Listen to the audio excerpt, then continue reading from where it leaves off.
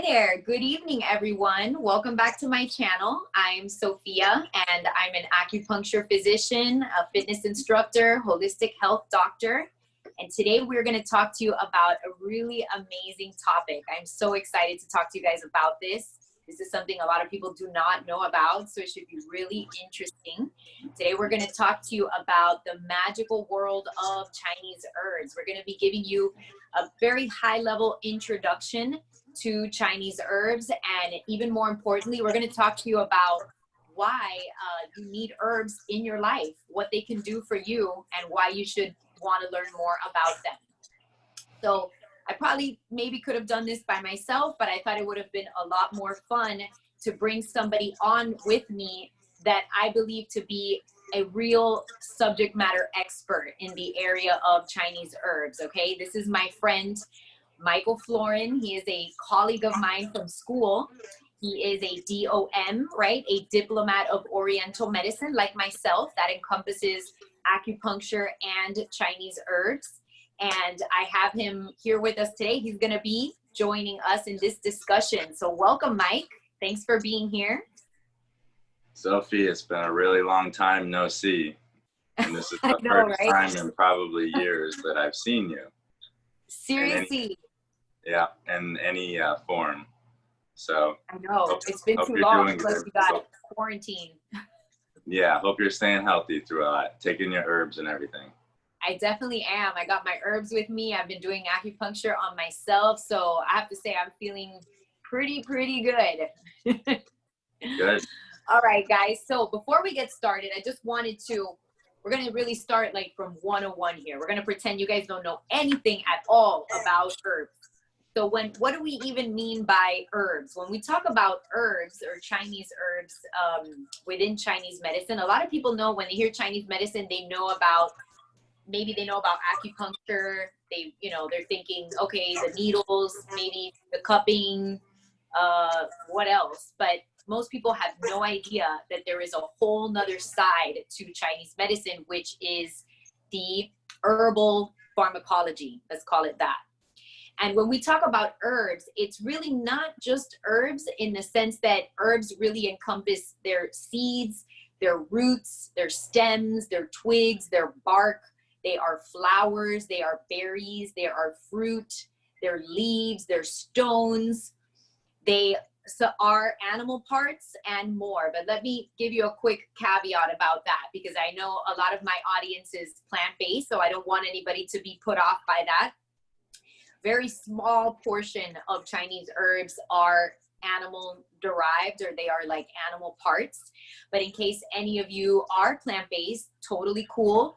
When you're working with your Chinese medicine practitioner, you would just mention that so that when they're preparing a custom herbal formula for you, they will know not to include any of those animal parts, which, like I said, it's a very small portion anyway. It's really like, I don't know, 5% of it maybe. Most of it really is truly herbal or herb stuff. All right.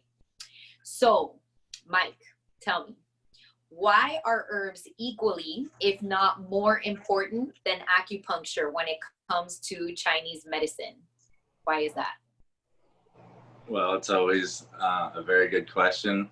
One of the best questions well, a lot of times people don't understand that herbs are a part of the whole system. They think that, acupuncture is acupuncture, not that you're an acupuncturist in a bigger part as part of a bigger whole of a system of medicine. So yeah, it's just like the other half of it. So it's the internal part. We call this like the internal medicine part, whereas the needles aren't so much. They're more along the lines of energy work, and it's a little less invasive, a little safer, less dangerous, because there are things you can actually, dangerous things, points you can do, obviously, to put your organs at risk, but it's not as common as with herbs. If you get the herbs wrong, you can kind of put people in a bad state, whereas acupuncture, you can't go really wrong. It's just how right you can do.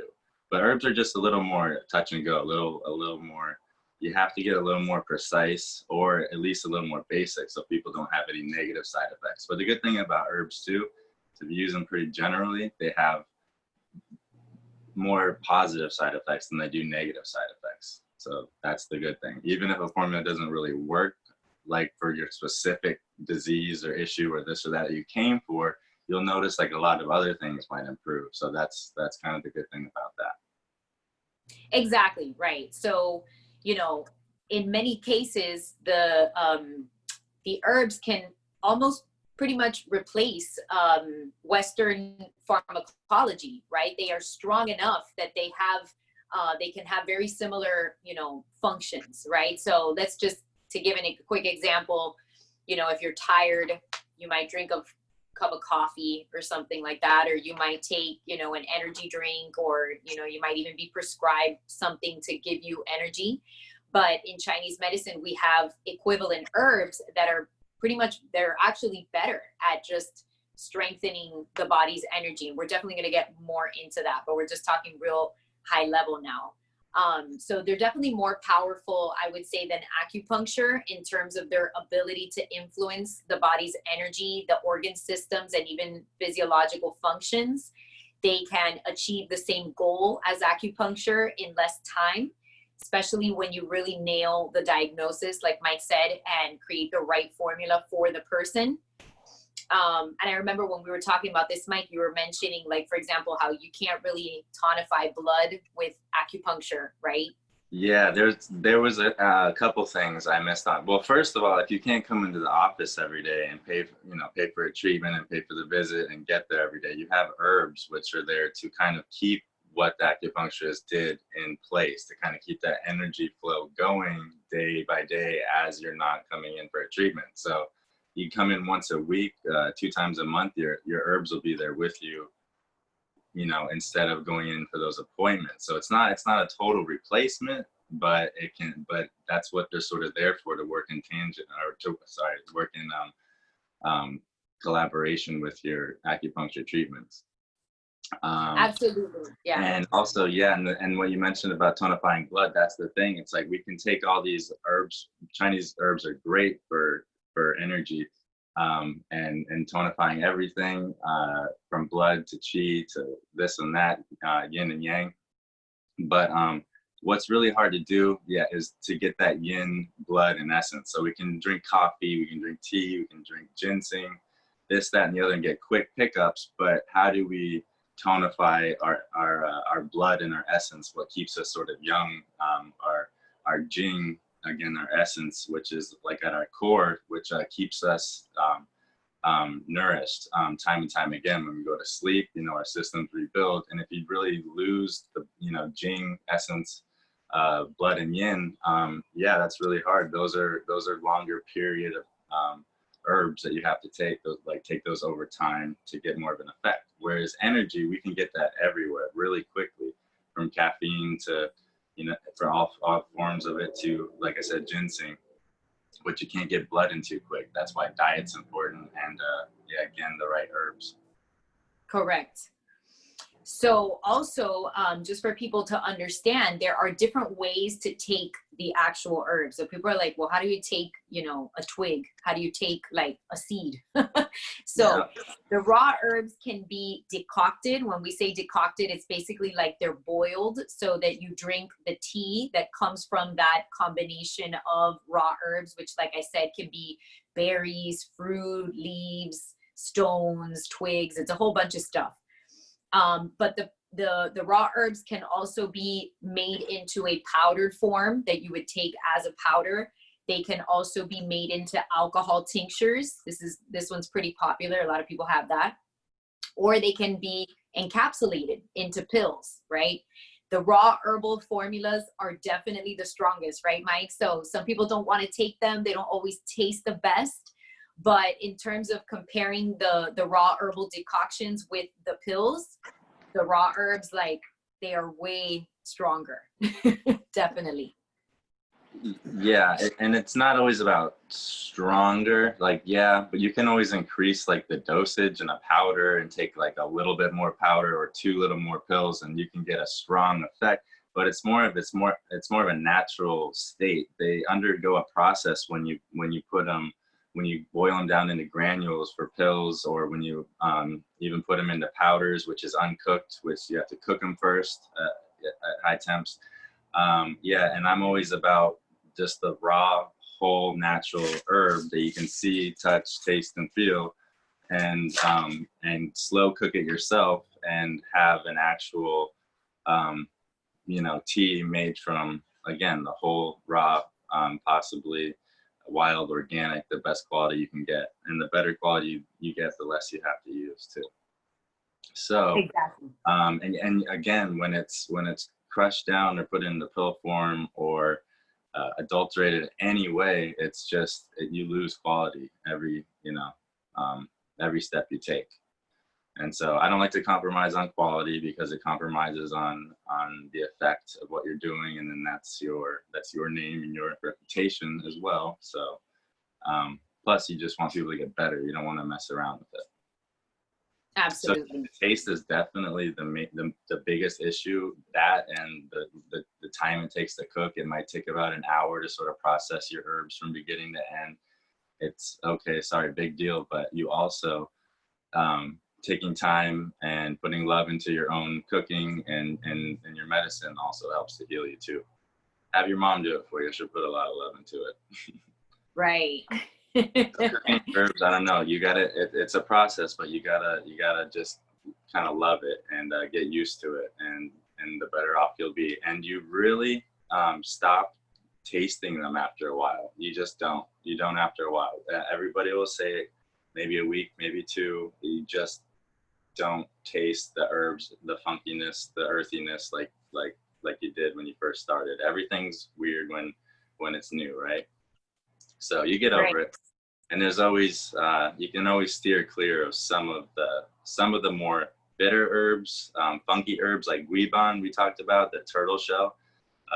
That's a great herb for again, that's another animal. We don't really use that one that much, and here's why we wouldn't really use it in raw form, because it is one of the more putrid smelling when you actually decoct it. You wouldn't really notice by looking at it, but once you boil it down, you want to get rid of that. You want to throw it right out the door as soon as it's done. It is really nasty tasting.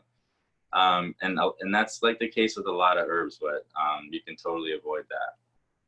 You can totally substitute, and that's the great thing. I like half the stuff that, you know, we were tested on is how to substitute herbs. And of course you can substitute out bad herbs, you know.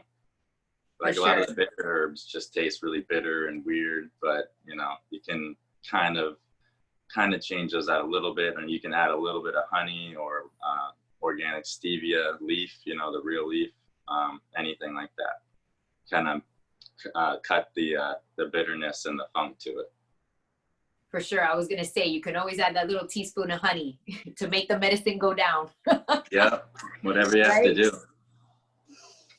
For sure. So before we move on, I just wanted to share like a quick little anecdote to really drive the point home about how herbs can be a lot stronger than acupuncture treatments. Not that acupuncture treatments aren't amazing and phenomenal and, you know, like I said, amazing. But I remember when I first was just starting to study in school with you, and we were having to receive our acupuncture treatments. These were like the first acupuncture treatments I had ever really gotten. And I remember I was going through a lot of stress at the time, a lot of life changes, and I was having major insomnia, to the point where, sounds sad, but even like crying myself to sleep, that didn't even work. I wouldn't fall asleep. I would just stay up all night. And I remember that then in the clinic, they were like, okay, well, we're going to start you on a raw herbal formula, specifically Xiaoyaosan, which is really good for liver congestion and sleep and insomnia and that kind of thing. So they started me on this raw herbal formula. I cannot tell you guys that, like, I was out to dinner with some friends at a restaurant, and all of a sudden the sleep just overcame me to the point where I went like this on the table, and I just knocked out on the table. And my friends were like, what is wrong with her? Oh my God, it was like so strong. So like I said, they can be a lot stronger and sometimes more effective than even acupuncture when you're, you know, dealing with a challenging condition or anything really. So now let's get into some of the major herb categories, and we're going to come up with some relatable examples for people from each category. And I want to caveat first by saying that what Mike and I are going to talk to you about today, honestly, guys, we're really just scratching the surface. This is like the tip of the iceberg. There are many, many herb categories. That's why we go to school for this for 4 years full time to learn all this stuff. There are many subcategories, and there are thousands and thousands of herbs. So we're going to just try to keep it really, really basic and simple for you guys. And we're trying on purpose to come up with the names of herbs that you may already be familiar with, just so that you can feel like, you know, it's relatable.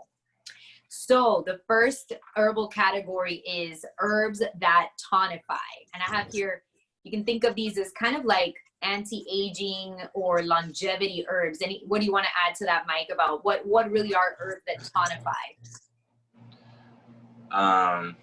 So there's just principles that we cover when we want to when we go about treating anyone. So it's like, do we want to move qi, move blood, tonify qi, regulate qi? So a lot of people are really deficient. They're tired, they're worn out, they don't sleep enough, they don't eat right, this and that. So what they tend to do is give out more basic formulas, just tonify some qi, tonify some blood, basically, to get both systems kind of generally up, you know, energy and the whole blood aspect, so you can sort of nourish and sleep and regenerate. Because people think it's all about qi, right? And it's all about qi and energy and this and that and this. But no, the blood, the physical, the yin, that's what you need to take care of. So that's all part of it. So when we tonify those, we're really just adding energy too. And it's generally always okay. But if you tonify too much, like especially with qi, those are usually warm herbs. If you have stagnation, which is causing maybe deficiencies in the patterns you have, then tonifying will sometimes just lead you in the wrong way and further stagnate you. So they're good for the most part, and definitely good in low doses over time. But it's just one of the categories of treatment principles is tonifying. To add so to energize. Correct. So basically we can tonify qi, which for anybody who doesn't know what qi is just energy in Chinese, literally. We can tonify the body's energy. We can tonify the blood. We can tonify the yin. So the yin is basically, think of it as like water or the hydration of the body. It's like the lubricating energy. And then we can also tonify yang, which is like the body's fire, right? Like more of the metabolic energy in the body. So what's an example of an herb that tonifies qi that most people would probably know about? Is Renshen, ginseng, most people know of. I have some right here. You want me to show it to you? Yeah, show us. Okay. So I have it in these little bowls. But okay, so this is a gigantic piece of Shi Yang Shen, which is the American ginseng form of ginseng, Shi Yang Shen, whereas this is Ren Shen, red ginseng, Chinese red ginseng. One's warm, or rather a little more than warm towards the hot side, so it'll tonify deficient cold, especially in the middle jiao, stomach, spleen. And then whereas this, the American ginseng is cold, so if you're sort of running hot, but you still need energy, you can substitute with the American ginseng, which is cooling. And this is not practical. It's a very huge root. You should boil this down a lot and over and over and over again. So that's why I like to get my ginseng like this in smaller form, so people don't like forget to cook it thoroughly. I could not stand to give a huge piece of expensive ginseng and have that person not cook it thoroughly. So that's why also when you're formulating, how big and how small the pieces are and how long to cook, and just all those little things matter when you're instructing people on how to cook them as well. So yeah, you have your ginseng, and we have licorice root, which everybody knows about licorice root. They kind of think it's like black licorice, which it's not. Comes in these like sideways slanted cut forms, and then these like cross-sectional circular cut. And then I have these little, and then a lot of times just these little pieces here. I don't know if you can see them, but these are honey fried. And a lot of times they fry things in honey so that they tonify the center more. And so when herbs go to the center and the sugar kind of boosts, this is not to get people on sugar and saying that it's good for you, but a little tiny bit of sugar like honey or whatever obviously boosts up the system kind of on contact and kind of harmonizes it a little too, which is what Gansao does also. It harmonizes all herbs and makes it go to every channel. So they usually put that at the end of like most formulas. I'd say like almost half of formulas. And so that tonifies qi, good, heart qi as well. And but again, it's really good. They put in a lot of formulas to harmonize the rest of the herbs. Correct. And it's called Envoy. And that one's actually probably one of the best tasting of all the herbs. Especially when it's honey. When it's honey fried, it's the best. Yeah, when it's honey fried, it's like sweet. It's really nice, and it does kind of harmonize the other flavors. So, what's an example of an herb that tonifies blood?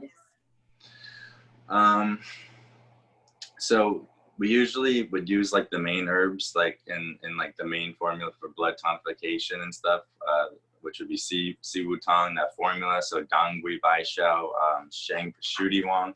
But some of the more common herbs that we would know that tonify blood as well, and you see these going missing from the students in the clinic because they're so tasty, is Goji Berries, right? Yes. Goji Berries. And I kind of have a little special Goji Berry I like to use, especially for my eye patients, the black Goji Berry. I don't know if you can see these or not. They're real small, but they're black Goji Berries, and they make purple water. They're really cool. Drink them by themselves, they make bright purple water. And I just wanted to mention here for people who are probably wondering, like, tonify blood, like, well, you know, why would I want to do that? So in Chinese medicine, the blood is what is really the basis of a lot of things, right? It's the basis of healthy hair growth, for example. So a lot of people who are losing hair, graying hair, struggling with hair loss, we're going to give them a lot of blood tonifying herbs. And goji berries may be included in some of those formulas. So what about an herb that tonifies yin, which is, again, the cooling, like the water side of the body? Most of you might be familiar with yin and yang. You know, you've seen a yin yang symbol. So the yin represents, you know, the water element, and the yang represents the fire element. So what's an herb that tonifies yin? So goji berry also does yin, more liver yin. And again, so the goji berry is kind of is an okay one for that. It's a little on the sweet side. But then again, you would want to kind of go to the main blood tonifying formula and look for your main yin tonic, which is Shu Di Wang, which they put in most yin tonics, like Lu Wei Di Wang Wan, all these and offshoot Zibai, Kiju, all these formulas that are major yin tonics all have Shu Di Wang. And then that's for kidney and liver. So that's like the best one. And then you have Bai Sha, which is really good for women and relaxing the muscles and the whole gynecological aspect for women. And so there's Bai Sha and Shu Di Wang. Those are your best ones, but your goji berries will do it. Do it too, just don't eat too much. They're sweet. Yeah, definitely. So actually, yeah, when it comes to women's issues, there's a lot of, we use a lot of herbs that are for tonifying blood and tonifying yin, and in some cases tonifying yang as well. But that's actually a good one, because here comes a fun one. So tell me an herb that tonifies yang that most people would know about. So it's kind of funny. So yang, however you would like to say it, is sort of kidney warming energy. And so it's warming, you can say, but it also, it tonifies like all the aspects of what men run on, which are kidneys, women liver with the blood aspect. So I have yin yang ho, which is cool. It's got yin yang in it, yin yang ho. It's officially known as horny goat weed, but it's not, its main function is for stuff like impotence, but then again, most of all the yang herbs will cover most like urinary difficulty, impotence, lower back pain, all that kind of stuff that's associated with kidney yang deficiency, it will cover. But yeah, it's kind of a funny one, and it's an interesting one because kidney yang herbs are not only for maybe tonifying that yang, that heat energy, but also for men's health when they're sort of aging and getting older and don't have the proper hormones themselves. They go through it too. And so that's a kind of a good one to focus on. It's very warming, again, that whole aspect, but then again, it has this whole sort of hormonal function for men as well. Sort of prostate, kidney, adrenal action going on there. For sure. So I've noticed, especially like in clinical practice, that, for example, as men are aging, they tend to have a decline in the yang energy, or what we call the fire, the Ming Men fire energy. Right. So a lot of times they'll give them, you know, like yin yang guo. That one's like what we call the Chinese Viagra.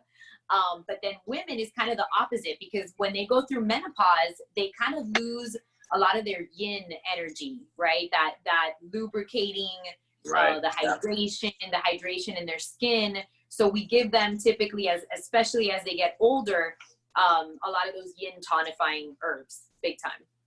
So moving on, next category, herbs that clear heat. All right. So what does that mean exactly for people out there? Herbs that clear heat. What does that mean? That's kind of simply put as maybe inflammation or even the lack of yin, because yes. So you would have empty heat, which you would think of as like maybe an infection or maybe too much hot sauce in your diet. That's so funny because that will even do it. I'm not someone who eats too much hot sauce, and you hear about that all the time in clinic and in the interviews, and I'm like, why are you asking these people about hot sauce so much? And you like asking about something else. But then when I actually started looking into it, people are eating their hot sauce with a little food on the side. It is crazy. And yeah, so anything from the diet, sugar, alcohol, carbs, too many carbs, gluten. I mean, this will all sort of kind of create inflammation places, which will, the inflammation, and it also will burn out the yin, that inflammation, but also that heat can also come from just the lack of what you said was yin. So a lot of these like hot flashes, night sweats, that type of thing are due to the lack of the yin. It's not so much heat, it's just the lack of yin. But so it's basically like inflammation and like the lack of cooling yin energy that we were talking about. For sure. So think of like a UTI, right? Like a urinary tract infection or something. They're going to give you a formula that contains heat clearing herbs to kind of get rid of that infection for you. That toxic heat, yeah. The toxic heat, exactly. So what's an example of a heat clearing herb? There's many. There's Mudan Pi, which is in the Jiawei Xiaoyaosan, your favorite formula. Then you know the Jiawei form. They put Mudan and Zizi, so your gardenia, and then so the Mudan Pi I like. It looks like little rolls of little tiny bark, and it tastes like bitter root beer. That's kind of cool. Yes. And then there's Zizi, which is good, which clears all three jiaos. I have some zeshi here, zeshia, and it's Chinese plantain, and it clears heat, but it also drains dampness. So that's in a lot of damp draining formulas, because it's also good to clear that heat from that stagnation of things not draining right. So that's one that I have here, that clears heat, but also has that major function of draining, of a diuretic. So if you were wanting to clear, like say that empty heat, you probably would want to leave that out of your formula and go with something more like Mudan Pi or something like that. So you're not draining that yin you're needing to have, clearing heat and tonifying yin. But if you use this, you're going to drain your yin at the same time. So that's why you got to know like your categories and sort of which one's best to use. For sure. So, and bamboo is another one, right? Another, like, I'm thinking of some that people would know about, right? So bamboo is another heat clearing herb. Let's see, moving on. So, here. What's that? Also have Juhua. I forgot to have Juhua here. Chrysanthemum. I was thinking release exterior, of course. of course, Juhua clears heat, liver heat, heat in the eyes, fever, headaches, that sort of thing. Yes, good for the eyes. So the next category is kind of the opposite of the one that we just talked about. So the opposite of the category of the herbs that clear heat would be the herbs that warm the interior. So these are like thermogenic herbs. Think about the type of herbs that you would take if your metabolism is sluggish, you have a lot of trouble losing weight, you know, you want to, in fact, I hadn't even thought of this, but one that people may be familiar with, I hope they're not though, is Ephedra, right? Ephedrine. So a long time ago, you guys may have heard of like hydroxycut, these type of like fat burning formulas. Some of them contained ephedra, which is actually no longer legal in the United States because it could lead to like heart conditions or like heart attacks or whatever. So I'm telling you guys, some of these herbs are strong. Don't think that just because they're plants and stuff that they're like, whatever, they don't do anything. Some of them can be quite strong, and that's why they always need to be taken, you know, under the supervision of the Chinese medicine practitioner like myself or Mike to make sure that you don't hurt yourself. But what's another one that people would probably know about that's an herb that warms the interior? Not as strong as ephedra. There's black pepper, hujao. Yeah. That's an easy one. Cardamom does that, as well as moving qi. And a lot of these cross categories too. So like here I have guizi. Guizi will warm, and it'll warm your interior, because if you put it in a tea form and then drink it, it's going to go to the middle of your stomach. So that'll warm there, but then it also start to spread out to the exterior because it's an exterior herb. But then again, the cinnamon for kidney yang, it's kind of in the warm the interior category, but it goes to kidney yang. So there's cinnamon bark as well. This was cinnamon twig for the exterior, bark is interior. And what else?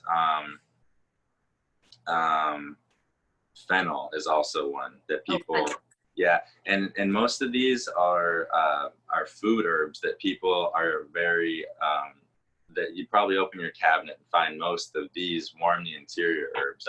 I couldn't believe when I was looking at this category that I was like, wow, you'll find all these in my kitchen. And then the other one, so ginger, when it's raw, it's in the release the exterior category, and then when it's dried, it transforms into warm the interior category, which is much better for the actual stomach. Not better for the stomach in general, because the raw will kind of resolve toxicity and sort of harmonize the stomach and warm it. Like that's why you eat it with sushi.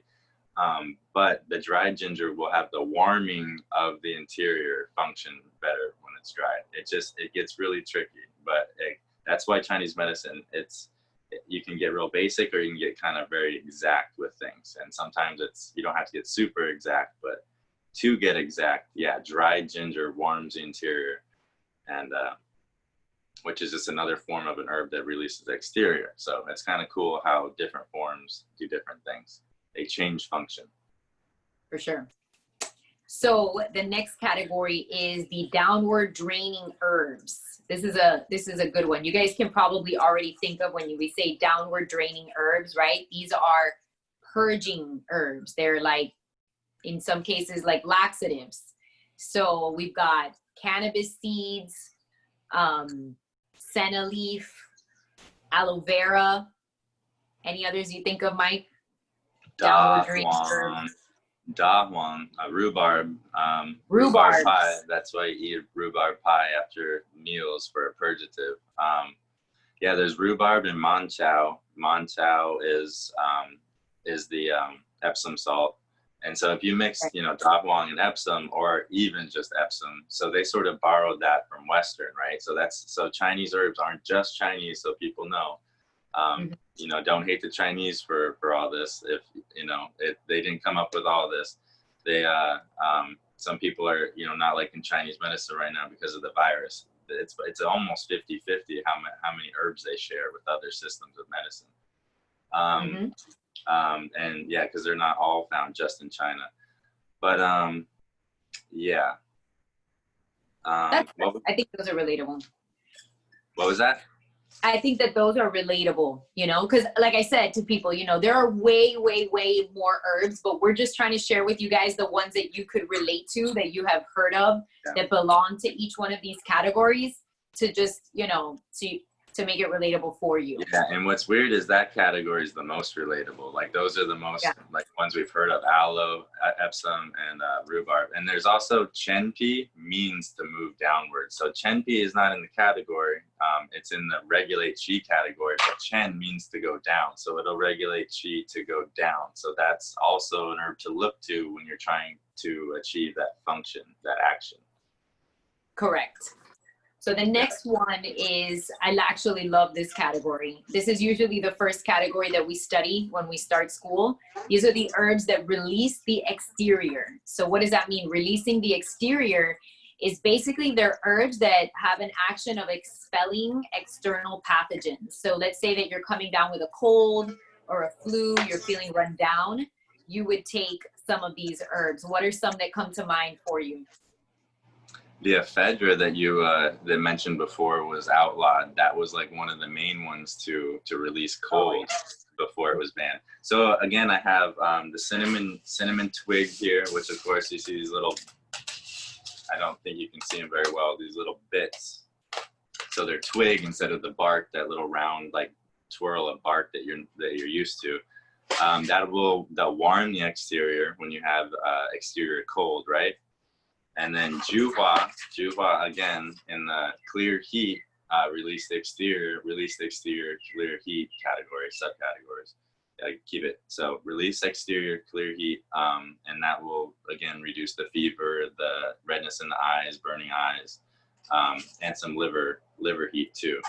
Because then when you're talking about any wind, that can also translate down to the liver. So a lot of these have an extra function of going to the liver as well, to clear that blood of any heat.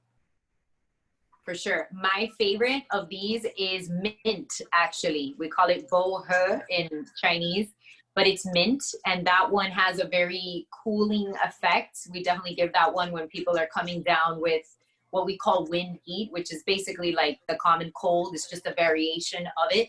And another one is ginger. People probably know about that, right? Ginger tea and stuff, you know, when you're coming down with a cold.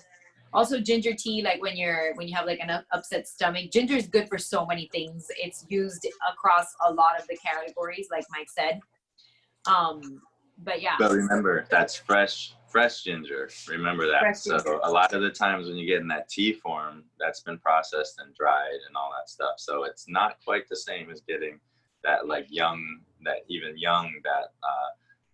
almost beige, that whitish green, young, fresh, juicy, fresh ginger releases the exterior. Whereas where it gets dry, even leaving it out and after cutting it and leaving it in the windowsill or in your basket of fruit or wherever, it starts to dry, it changes function.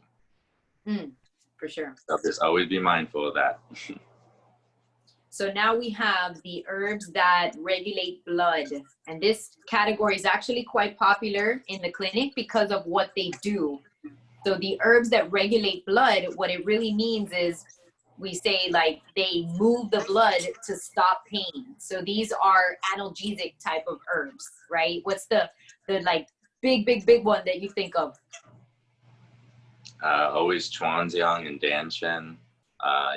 Yan Huso is Chinese morphine, so people like that one. Yeah, there's Danshen is probably one of the best because it moves blood in the heart and perfuses blood in the heart to relieve angina and, you know, ischemic attack and all that stuff. So that's my favorite. I was thinking of turmeric though, actually, as the one that most people would recognize. So a lot of people have maybe know that turmeric is good for, let's say, arthritis pain. It really is. Yeah. So turmeric is the one you would recognize the most. Yeah, it's weird. It's the staple of Ayurvedic medicine, but in Chinese medicine, you will only find it in one formula, and that's for shoulder pain. We do not really. It's not that you can't use it. It's just Jianghuang. It's not indicated really for anything other than shoulder pain, really. And don't forget, you got to take it with black pepper to get the most uptake. So you'll see that going on. And those herbs, those two herbs are very warming. Black pepper is warming. And then your curcumin or whatever you're going to take, that's also a warming herb. So people wonder why the inflammation's not going away by when you're using these warming herbs. Well, a lot of times your yin is burnt out. You need cooling yin, not warming, moving herbs. Those are not going to nourish it in any way. So a lot of these people suffer burnout after a long time after using an herb like that. So you got to make sure to put it in with a formula that also is tonifying that upper body yin and blood as well, to keep things cooled and hydrated. Because it's imbalance taking two warm herbs for a long period of time. And in Chinese medicine, we try to change them after every 3 months too. Like that's like the longest you should take herbs. Any one particular herb, you should stop after 3 months and just substitute it or whatever you have to do if you need to be taking it. Absolutely. And we'll get to that a little later when we talk about herbal modifications. So the next category is interesting. This is the herbal category of the herbs that regulate qi. So this is when qi, or remember, qi is energy. So when the energy is going in the wrong direction in the body, so think of like vomiting, things that food should be going down and yet it's going up. These herbs correct the flow of energy. So they make things go in the right direction. What's the most popular like example that comes to your mind that people can relate to? So that would be Chen Pi. Like I told you before, so the word Chen means to go down. This is in the regulate qi category. So things that are starting to come up will start to go down, because that's reversal of qi, that regulating qi effect, making it go, instead of being rebellious and going up like stomach supposed to go down. When things from the stomach start to go up, that's rebellious qi. So we got to push them back downward moving, like the Chen Pi, downward moving. What is Chen Pi? So that's the best one. I don't know what Chen Pi is. Sorry, I was getting that. I was just about to say tangerine peel if I haven't said that yet. There we go. Tangerine peel. Sorry, Chen Pi. Yeah, tangerine peel. And you can also get that effect from most citrus peels. So it doesn't have to be simply tangerine. Don't stick to it. So you can start leaving the peels on your oranges a little bit, just like a little bit here and there, and your lemons and limes, try to eat it a little bit and see how it sort of binds up your belly and stuff like that. Nice. It's really good for you. Next, my mom didn't know that you were supposed to peel oranges until she was in her 20s. That might be why she's a little bit on the healthier side. No way, she was eating the peels? She's eating the peels into her 20s. I still can't believe that. Oh, but it's funny that so those are peels. We prescribe the peels all the time. Right. From Qing Pi to Chen Pi to Zixi to, Zichao, all those. For sure. The peels were in a lot of the formulas that we would prepare for people. Definitely. Yeah. The next category is the herbs that transform phlegm. And I'm going to add and stop coughing. They're kind of into like subcategories, but just to keep it simple for you guys, these are herbs that transform phlegm. They stop coughing and wheezing.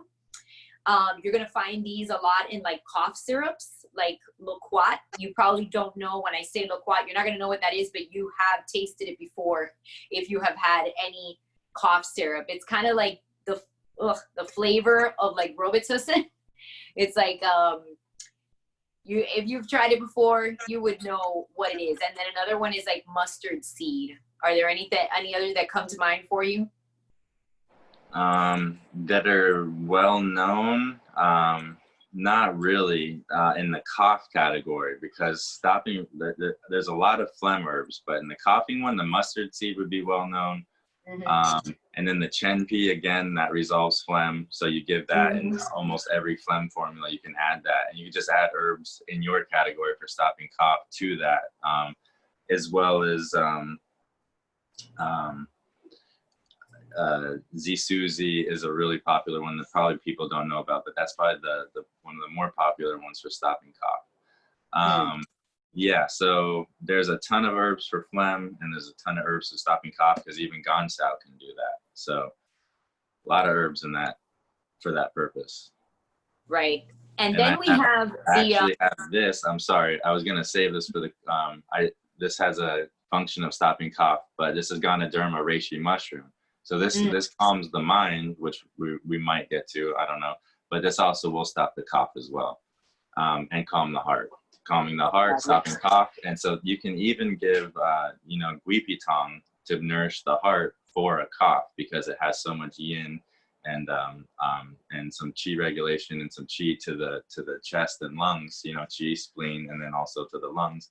So I've heard of even guipi tong given by like Dr. Wang for a cough. So right. so yeah, calming the heart, calming the shen, lungs, all that will stop that spasmodic cough. Right. So then we have the herbs that extinguish wind. Okay, so people are like, what is wind? So these are herbs that are anticonvulsive. Okay, so for people having seizures or convulsions, that's kind of on the extreme end. But on the not so extreme end, these would be like tremors, people that have like hand tremors and stuff like that. What's an herb that you can think of that is in that category? Tianma and Guteng, but as far as ones that you might know, not many, because that's a specialized category. Mm-hmm.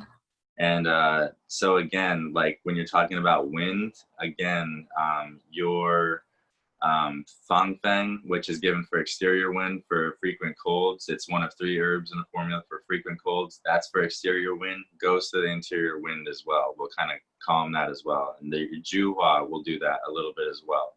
But really to get down deep, your Tianma Gutingen formula will have those major wind calming formulas. And by nourishing blood, you're nourishing like the liver wind. So the liver will start to get windy, or however you want to say that, when it's lacking blood. You'll start to stir and get crazy, and then you'll start to kick into fight or flight mode because your body needs food and it needs to find it now or soon, and it can't calm down, and it shouldn't really calm down because it's got to do something for itself. So that's sort of a natural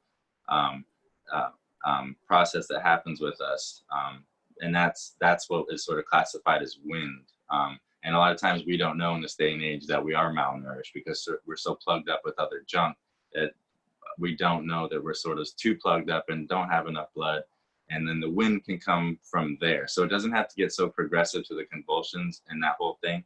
But even unsettledness, shakiness, just anything on that level can be considered wind. And then again, you can simply get that from not having enough blood, and you get like a little stir crazy. That's right. That's why it's always so important. We're always talking about tonify yin, tonify blood, tonify yang, tonify yin, tonify blood. Because keep those 3 strong, you know, you can avoid a lot of problems down the road. Especially thin people. Look to those thin people if they have any sort of anxiety or anything. Yes. Racing thoughts. You might want to look to nourish their little livers. Yes, and that actually brings up the next category, which is herbs that calm the spirit. Okay, so that might be a little bit self-explanatory, but in case it isn't, these are basically like anti-anxiety herbs. They are very grounding because in Chinese medicine, the spirit is what we call the shen. It's really the basis of it is blood. So when there's deficient blood, the shen or the spirit is not grounded. It starts kind of like floating, going upward. So the interesting thing is that most of these herbs are actually stones, like pearl. And why? Because they weigh. So think of it as like they kind of weigh down that spirit that is like floating upward, creating like that anxiety. Which ones do you think of? I think of pearl and like hematite. Those are some that people would probably relate to. But I remember you mentioned another herb you wanted to bring up for calming the spirit. Oh, the reishi mushroom? It was the reishi, yeah. And I showed you the red. Here's a black version. So yeah, calming the shen is weird because you can take all kinds of herbs that will sort of nourish the heart and kind of, you know, sedate the spirit and, you know, calm it and do that whole thing. But that kind of comes with balance too, right? So you were saying you were calm and falling asleep on the table with taking Xiaoyasan, which only has 1 herb in it for being calm. it's very strong herb, but and that goes to liver qi. That regulates liver qi. So that whole calming the spirit thing, it's a little tricky. So it's a combination of herbs that you would go to, and they kind of dip into what you're talking about, stones and those heavier shells and stuff. They sort of anchor liver yang, Right. so it doesn't float up, and you get sort of the heat coming up. So you're anchoring the yin so that doesn't float up. The dragon doesn't come up, and that heat. And so it's really weird. They mix together. So it's and the heart problems, those are for like later in life, and after deep after patterns get so deep, they start affecting the exterior and like start to go interior, and then the pericardium, and then the heart. So they're not used a whole lot, but they're there and people like them. And then when people find out herbs, they're just really not used as much, because they find out when you balance the body with all these other ways, you find out that you are calm. And people often are self-medicating in all of these other ways, which keep them calm, and are having fun in all these other ways. So it's really a weird category. I really was drawn towards it at first, but then I was like, these aren't really, they don't have a too huge of an everyday function.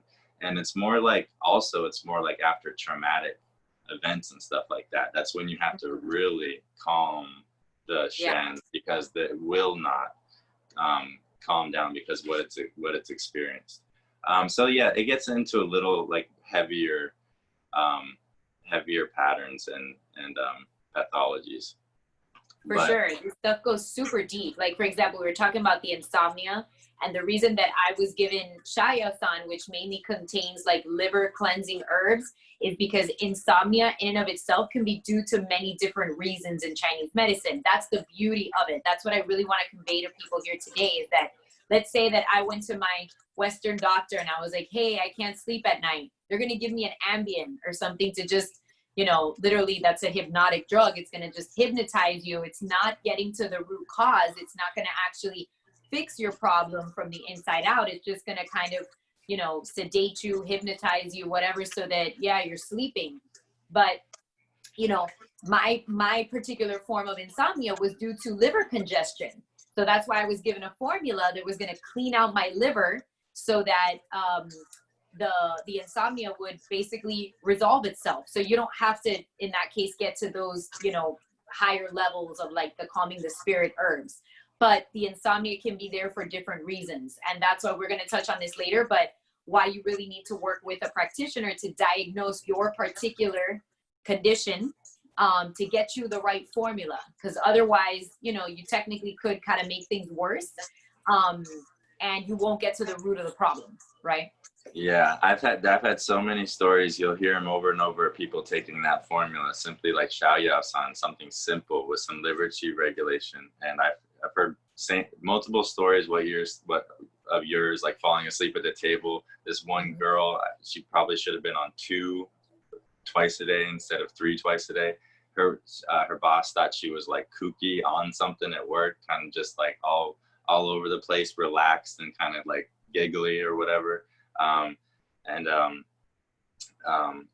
And then another guy mentioned I could have been in a burning building and I would not have cared. I was just laying there chill as I could ever be. So that's calm if you could ever be calm. That's as calm as you can get. So it's cool how all these things kind of overlap, and so that's why it takes just a little bit of study into it, because it looks straightforward, but it's weird how it's not all straightforward. And when you balance everything, you tend to get that relaxation and whatever you need.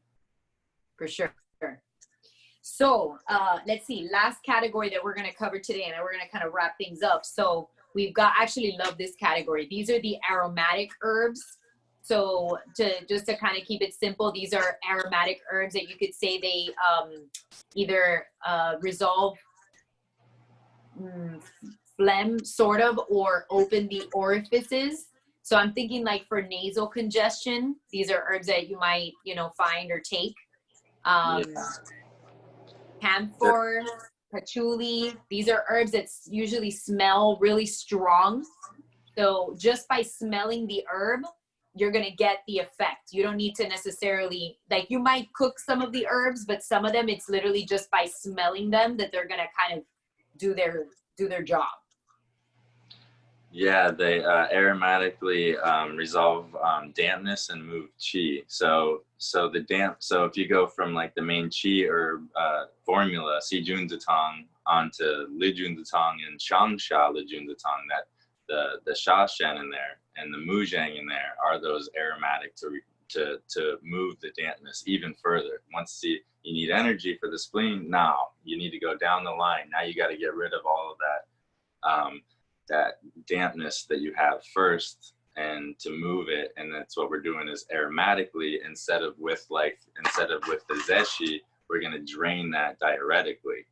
Okay, so it's just a different function, and one's like more drying than the other. One is more like on contact, and again, one functions through the kidneys. So yeah, again, you'll find a lot of those, like those herbs, a few of those in your spice cabinet too. And again, they cross over, like the cardamom. Mm-hmm. And we'll do that. And just, so those are put in to resolve that dampness. But again, that will transform into the phlegm that you were talking about, like that purulent phlegm, mm-hmm. and then like the green toxic phlegm that you get from sinus congestion and sinusitis and stuff like that. So they're kind of safe to use in that way.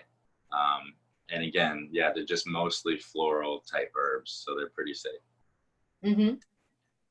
So now we are moving into what I call frequently asked questions when it comes to herbs and herbal formulas.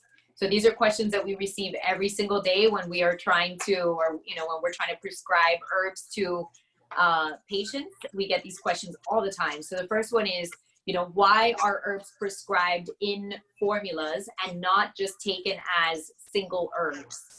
So you'll rarely be given any one herb to take at a given time. You're not going to just be given, ginger, mudan pea, or chen pea, or whatever. You're going to be prescribed it in a formula. Why is that, Mike? Well, a lot of times they're just, what if your body doesn't like that herb, that one herb? That happens all the time. We use them synergistically to enhance each other. It's really common to use a few of these herbs, like goji berries. People eat them all the time. Some people, a lot of chrysanthemum tea going on. What else? Rose tea, maiguihua. Mint. Mint you can take is, danshen's really good single herb just to move blood in the heart.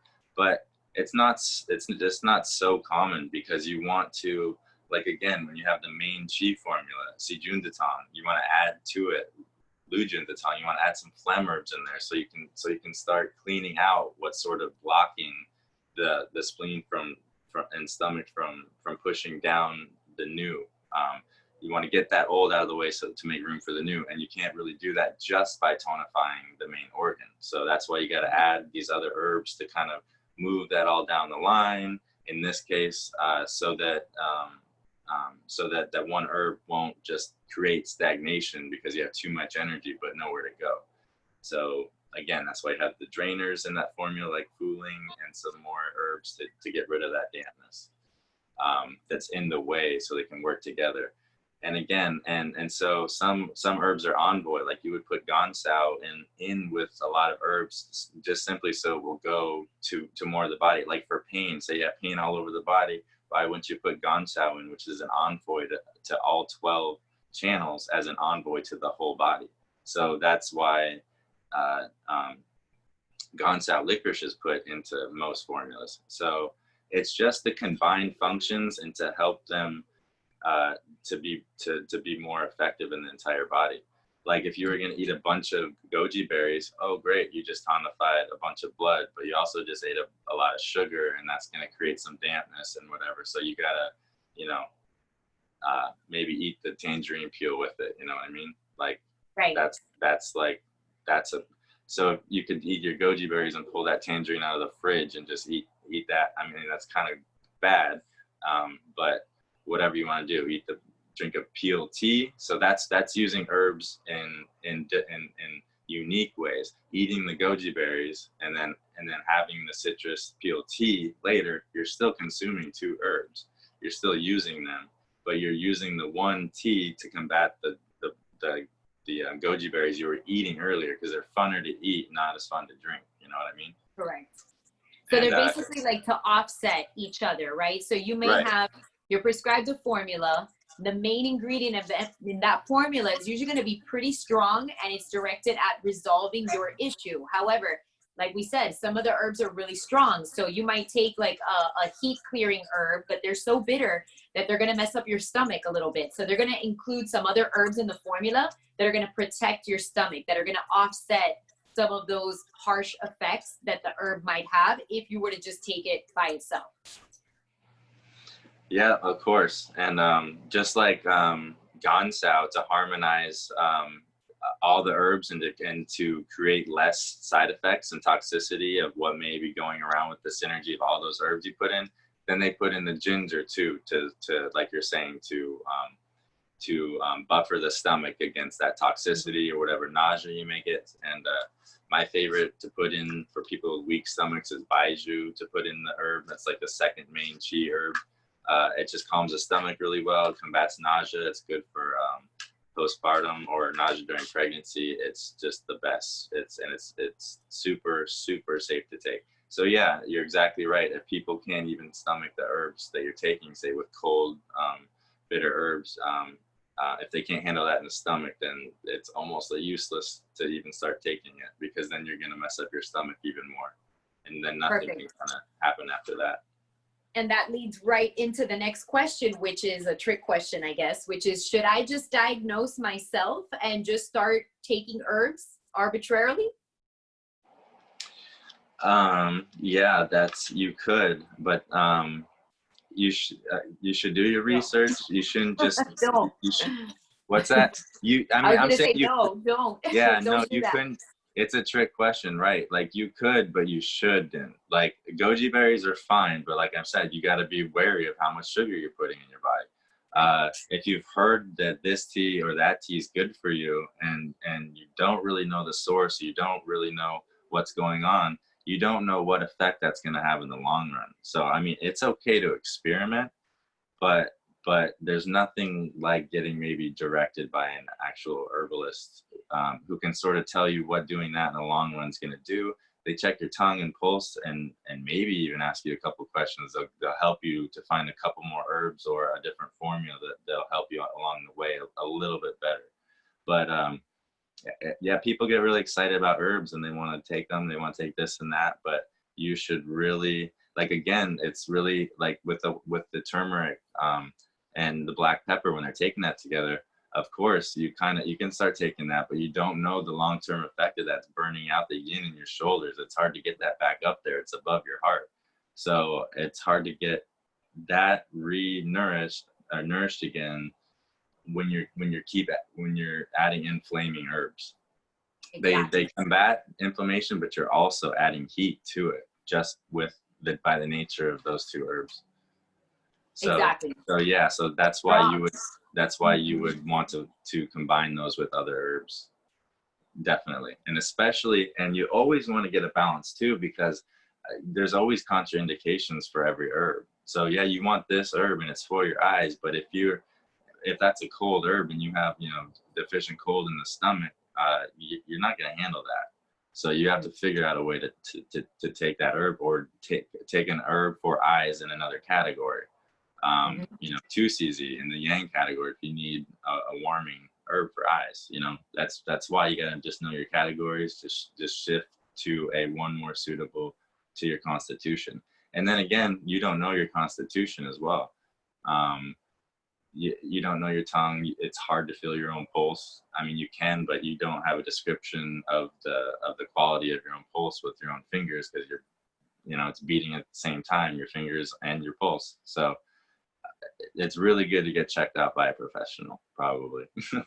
Absolutely. So, experiment as you want, but yeah, there's nothing like getting taking real classic formulas as prescribed.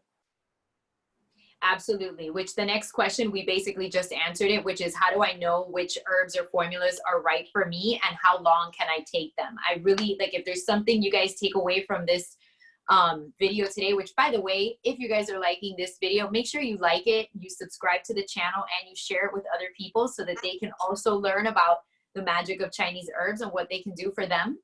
But what I really want you guys to take away from this is that Chinese herbs are beautiful. They are magic. They can really absolutely heal and strengthen your body, but they need to be taken with caution because they are strong. Like I said, they are medicine. They're just plant medicine. They are not chemical medicine. They come from nature and Mother Earth, but they are strong and they do need to be taken, you know, under supervision of someone like a Chinese medicine practitioner that you're working with. Because, for example, let's say you start taking a particular formula and at first it's helping you, but you start taking it and maybe you start having a little bit of side effects, or, you know, something else starts going on, or you have another condition that comes up. Your Chinese medicine practitioner is going to know exactly how to customize or modify that formula to fix whatever issue it is, to make sure that it keeps working for you. Okay. That's the idea. We want to heal you. We don't want to create other issues, you know, down the line. That's definitely not the goal. And then Mike, like one of the questions that I always get from people, which I'm sure you get it all the time, is how long do they take to work and when can I expect results? I hear this all the time. It totally depends on how acute or chronic the condition is. Like if it's pain, you know, of any kind, if it's, it just depends, like on how long it's been, on the type, the severity. But there's just certain herbs that I can name, like Zibidi Wangwan, that's for hot flashes, menopause, night sweats, all this kind of stuff. It works literally with like maybe a few doses. People usually are like halfway done with the bottle before they don't need it anymore. They're done and they give it to like a girlfriend of theirs. And then, but then there's other herbs that, especially as we age, you know, it's the yin and essence. Like I said, you can get qi really quickly from a lot of different things in this world, like caffeine, and our herbs are great, like ginseng, whatever. But you can't get that yin in that blood really easily. So those are the ones that you have to take over time, and it's harder to convince people to take tea over long periods of time, like He Shao Wu or Shu Di Wang type of tea. Over long periods of time, that's something you need to do to sort of, for anti-aging and longevity. It's less noticeable, but then again, there's other herbs like Zibidi Wangwan or Longdan Qigantang that are just very, very strong, and especially if you take like a double dose, you'll feel the effects instantly. And like your sleep story, I had this formula, Tianwan Bushindan, for nourishing the heart, as some people might know. And I was taking, it's just the nourishing the heart, nourishing the spirit, like we talked about earlier. And I took, I think maybe just 4 pills, and I could not, like, just before bed, I hadn't, you know, undressed, did my whole dressing thing or turned the lights or gotten ready yet. And my eyes started closing by themselves before I could even get ready. Like, it was like, nope, too bad. We're going to sleep, whether you like it or not. Hurry up and get wherever you need to be. And I was taking herbs for a long time at that point, and that had never happened to me before. I was completely taken off guard of how well my little sleep formula I bought that day helped with in like no time. As soon as it was digested, I was conked out. So it kind of just depends. It kind of depends on dosages, the strength, the quality of the herbs. A lot of people are buying those cheap little, tiny little bottles of herbs, the tea pills, and those are they just sometimes don't do it, especially compared to a higher quality capsule or press pill, and especially not compared to like raw herbs. Oh, for sure. So, raw herbs are the king. And so I just wanted to mention here, like, what are like some very popular things that raw herbal formulas or even the tinctures or even the pills can do. Basically Chinese herbs, things that Chinese herbs can do that you really don't find in Western medicine. One that I think of that comes to mind, well, definitely the hot flashes. That's a big one. Things like parasites, a lot of stomach conditions, digestive disorders. Before you go to your Western doctor, try to consider Chinese herbs instead, because you can resolve a lot of these things, again, without any like nasty side effects, and that are going to really get to the root of your issue. Another one that I remember I loved when we learned about this one in school was, do you remember this formula? Dissolve the old tissues. I think it's called Shen Hua Tang.